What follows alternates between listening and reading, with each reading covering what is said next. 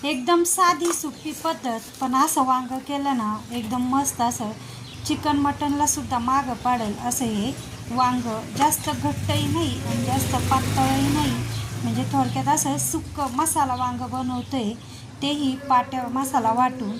आता ते कसं बनवायचं, थोडीशी वेगळी पद्धत आहे, पण ती वांग्याला जी चव येते ना ती एकदम मस्त.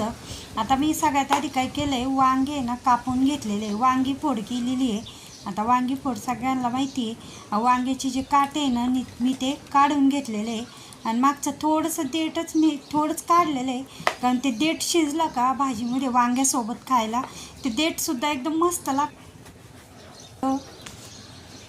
हे देठ इतकं आवडतं ना, एकदा खाऊन बघा, एकदम ते देठ चांगलं शिजलं का एकदम छान लागतं ते. आता हे काय केलं आहे, वांगी फोड केलं आहे मिठाच्या पाण्यामध्ये ना, वांगे हे धुवायला ठेवलेले, म्हणजे ते काळे पडती नाही. आता ही टिप्स तर सगळ्यांनाच माहिती का, वांगे मिठाच्या पाण्यात ठेवले की मग ते काळे पडती नाही कापल्यानंतर. आता काय केलं आहे, तर ही कढई घेतलेली आहे मी आणि तिला ना तेल लावलेलं आहे, म्हणजे काय होतं काळी झाली ना ती पटकन निघते, म्हणून मी तेल लावली आणि ती ठेवली. काळी होत नाही, मग ती लगेच निघते एकदा घासणीने घासली की.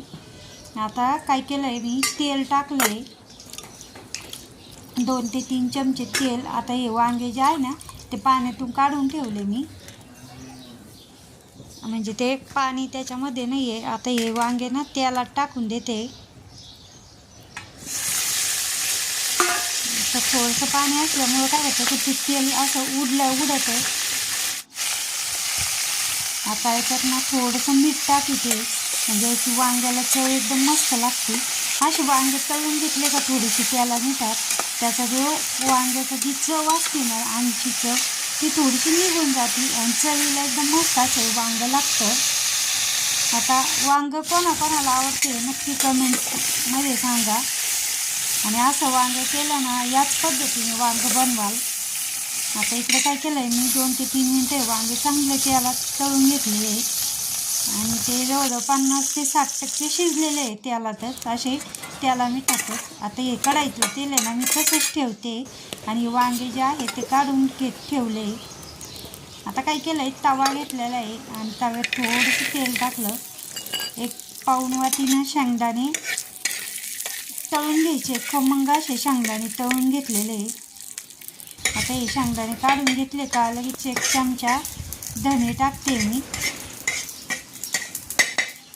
धने शेंगदाणे भाजलेला मसाला आहे ना मी एका प्लेटीत सगळा काढते. आता तो वाटायचाच आहे, त्याच्यामुळे तो एका मिक्स झाला तर काहीच अडचण नाही. आता इकडं काय केलं आहे, मी 5 ते 6 मिरच्या घेतलेल्या आहेत, देठं काढले आणि थोड्याशा अशा फोडून घेतल्या, कारण याच्यात भाजायच्या वेळेस तेल टाकलं ती उडायची शक्यता असते, मग डोळ्यात उडायची शक्यता असते. म्हणून मी काय केलं आहे, डोळ्यात किंवा मग हाताला उडाल्या ना तर चटका बसतो, म्हणून मी त्या थोड्याशा त्या फोडून घेतल्या.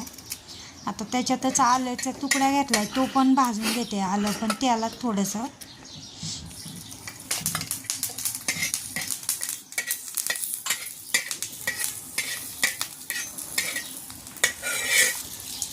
आता ना मी चुलीतच कांदे भाजायला टाकले होते, ते कांदे पण तेल टाकून थोडेसे भाजून घ्यायचे.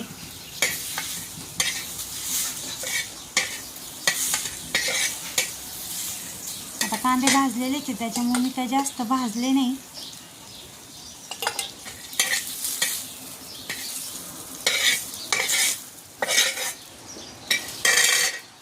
आता आपण मसाला सगळा भाजलेला आहे. आता लसूण आणि कोथिंबीरच्या काड्या घेतलेल्या आहे, काही पाला घेतलेला आहे. आणि आता सध्या ना कोथिंबीर थोडीशी महाग पण आहे आणि भेटत पण नाही, म्हणून मी थोडीशीच घातलेली आहे. जेवढी होती ना तेवढी घातलेली आहे. आता हे सगळं वाटण एका ठिकाणी केलं आहे आणि आता काय केलं आहे, 1 छोटी वाटी खोबरं घेतलं, ते पण कांदे जसे भाजले ना तसे हे पण चुलीत भाजून घेतलं आणि ते असं लगेच सहज भाजल्यामुळं काय होतं, ते सहज तुकडे झाले त्याचे. आणि आता मसाला सगळा आपला भाजून झालेला आहे. मी आता ना आधी हे ठेचून घेते, म्हणजे ते वाटलं पटकन जाईल. आता सगळा जो मसाला आहे ना तो आधी हे आलं आणि हे वाटून घेते. आता मसाला वाटताना ना थोडंसं मीठ टाकून वाटला ना का मग पटकन मसाला वाटला जातो.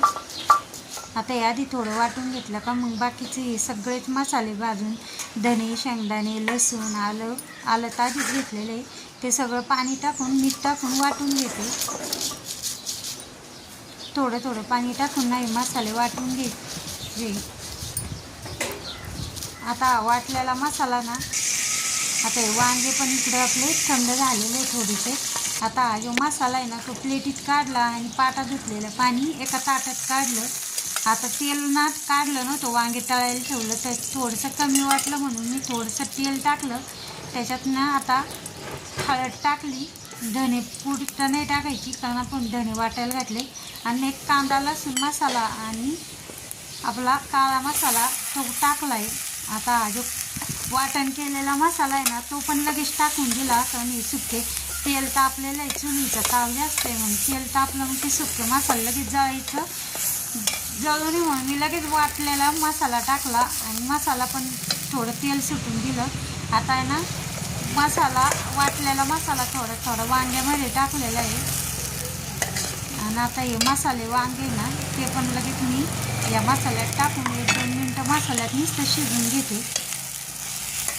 इतकं मस्त असं दिसत होतं ना मसाला.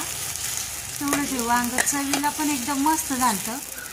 बघा आता थोडं पाटा धुतलेलं जे पाणी ना ते टाकीते आणि आता याला थोडेसे 50-60% आपले वांगे तर आधीच शिजलेले पण मग आता पुन्हा थोडंसं पाणी टाकून पाणी नाही टाकलं ना नुसतं असं मसाला वांगं खाल्लं तर इतकं मस्त लागतं. आता पण 50-60% वांगं शिजायचं बाकी होतं. मग मी थोडं पाटा धुतलेलं पाणी ना ते टाकलं आणि मस्त अशी या वांग्याला उकळी येते. आता जाता मी सगळा काढून घेतलेला आहे.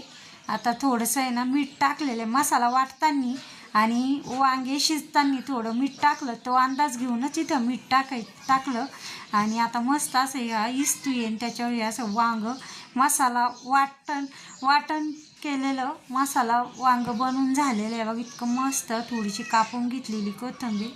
एवढं दिसतं छान ना तेवढं चवीलाही एकदम मस्त असं चवीचं हे वांगं झालं.